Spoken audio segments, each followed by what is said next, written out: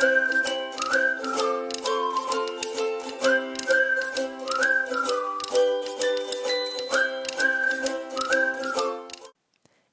this episode, we take you on a journey through Cave Stream, also known as Broken River Cave. It is a 594 metre long cave in New Zealand, and it's located on State Highway 73, about 40 kilometres from Arthur's Pass and 100 kilometres from Christchurch. Department of Conservation marks this walk as an easy walk, and it's a one-way walk from the entrance of Cave Stream to the exit, which takes about an hour.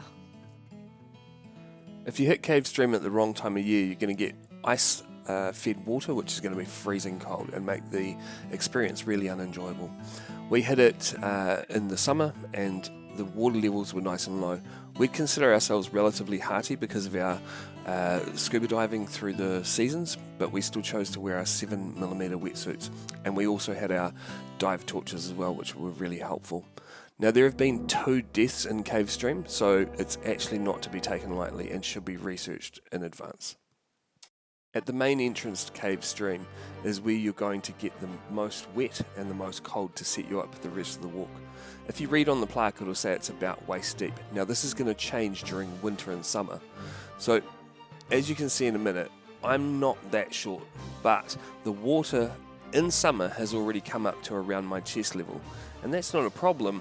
The problem is that I'm going to be walking for another hour and my chest area has already been wet. So when you go in, just bear this in mind, and it's going to be worse in winter.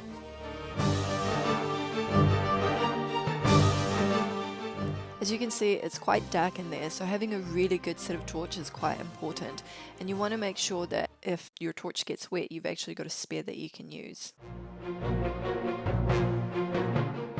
Our torches are about 1200 lumens, which is pretty bright, and as you can see here, I can see Estella from miles away.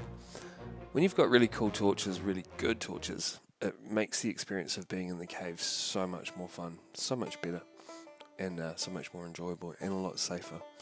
So as you can see, as we're walking around, it is kind of ankle deep. There are some portions of it that are exciting, such as these little whirlpools that we found. If we weren't in our wetsuits, we would have just rushed through this and not got to have the real experience of what Cave Stream offers.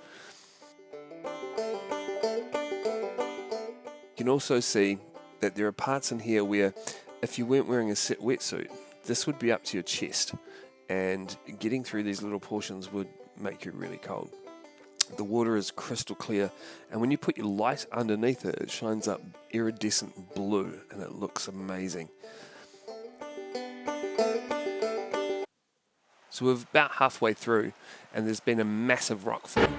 Estella chooses to go under. You've got to be kidding me, that's crazy. Me being me, I decide to go over the top. Very freaky feeling having that above your head, I could well imagine.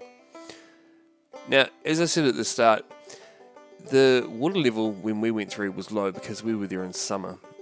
So you can imagine that this little waterfall like this would be a lot more intense if you're in here in winter. But then you get back up on top and it's ankle deep again. So we finally get to the end anyway, and Estella points up. So there's the end, and you jump over this little lip that's here, and there's this big, beautiful rock pool that you're greeted with. And Estella's just dunking her head in the end, and it's beautiful. So you want to get out, and there are these rungs. They're made out of metal, and you've got to climb up them to the top, where you're going to find a platform. And this is where it gets really weird. So there's a drop-off that you can see. My light just shone it up there. Look at the size of that drop-off.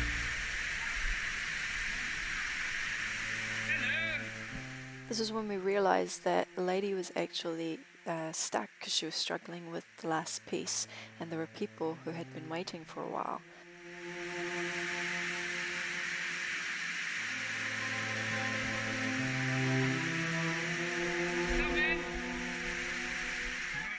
I tried encouraging her, telling her that she could definitely do it, but she was that distraught and that scared that she said, for us to go ahead in front of her, but we thought, no, we're going to help you. So I approached her, introduced myself, and just asked her if she wanted some help because Michael was an ex-guide, and she said yes.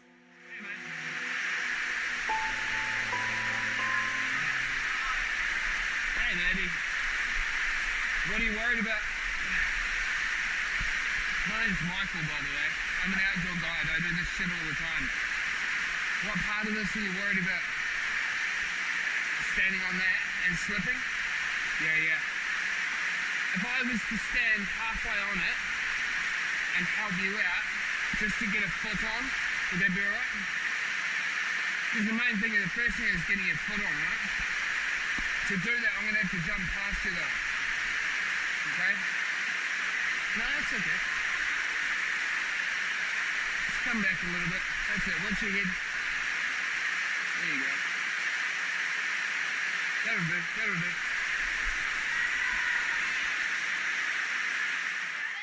When we're in kind of like a panic mode, our brain can only do so many things at a time and listen to so many things at a time. So what we've done is we've got across the main part, which is this kind of scary little middle platform. The easier part comes from here on, which is where you actually lie on the rock, which is nice. It feels really cool. You've got really close proximity to the rock, and there's a chain that you're holding on to that you kind of pull yourself across on as well. I'm really close, so I'm kind of almost face to face, and I'll just be saying the same thing over and over again.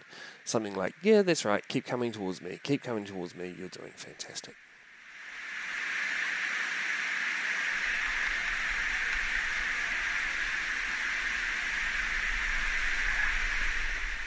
You can imagine worst case scenario that would happen here is that they've been traveling through this for a while. They're going to be cold and wet.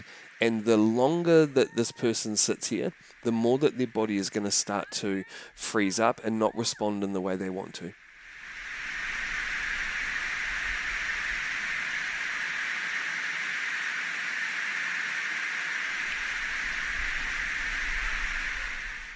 From here, the major thing you actually have to watch out for is where it dips down and it gets a little bit low, and you don't want to be scraping your head on the rocks above you. So we're pretty much just about there, and it's looking good. From this angle, though, you get a really good shot of the chain that you're supposed to hold on to and the area that you'd be crawling through. So this is something that if you're going to go through Cave Stream, you're probably going to encounter at the end. And this is why it's so dangerous at the end. And this is why it's really important to have good lighting and good clothing, because that's the final part that you've got to get through to get out of the cave. And if that's the piece that held you up, that's where you could end up suffering from hypothermia or falling down into the cave itself. As you can see, she was very emotional and very happy to be out of there. And I'm just glad that I could be part of that experience. Everyone was stoked.